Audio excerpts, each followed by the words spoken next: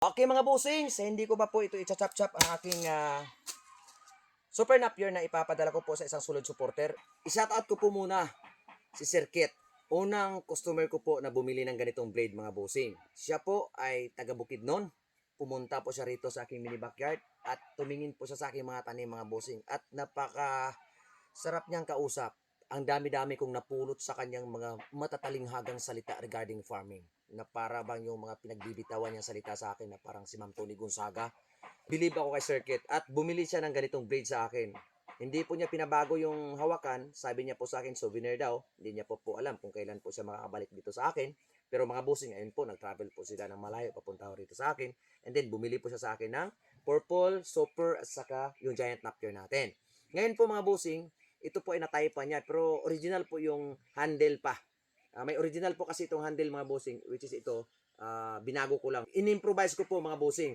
So ngayon po mga bossing, sabi niya, bibilin ko ito sa'yo.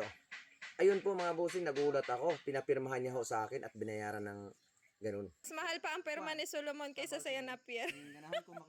Hello sir, thank you kayo sir. So medyo mabigat po yung bayad ni sir at tumatak po sa aking isipan na ako po pala ay may sinasabi na. Sir Kit, maraming salamat sa iyo. Ikaw po yung nag-ano sa akin. Ikaw po yung nag-respect sa akin ng ganun ever since. Maraming salamat sa iyo, sir. Mabuhay po kayo. Mag-ingat kayo lagi.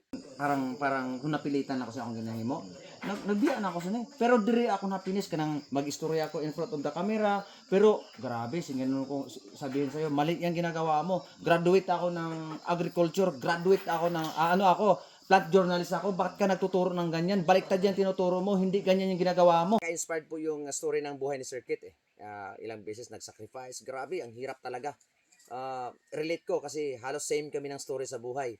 No, ang hirap talaga, hampas lupa, parang patay gutom. Masasabi kong from rugs to garage. Maraming salamat Sir Kit. Grabe, nakaka-inspired po kayo. Sana magkita ho tayo ulit. Ito mga busing, huwag ho natin kalimutan ang mga ganitong produkto ko. Sa mga nagtatanong, ipapakita ko po sa inyo. No to heavy materials. Pagtataga-taga ng mga ganyan kalaking kahoy.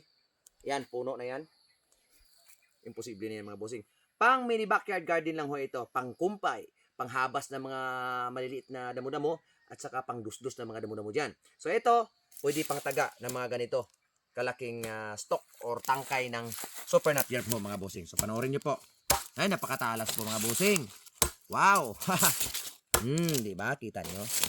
Ayan, so wag po natin gagamitin ito ha, pang taga ng kahoy kung ano-ano mga matitigas na bagay dyan. At lagi ho natin tandaan, pag ito po ay ma-order ninyo at makarating na po dyan sa inyong tahanan, kung magsudsud po tayo ng damo, dito po tayo hahawak ha. Dito po mga busing, pero kung magtataga ho tayo, dito po tayo hahawak ha.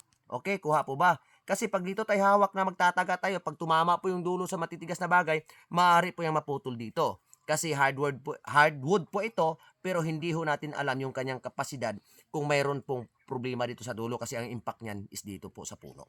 Kuha po ba? Okay.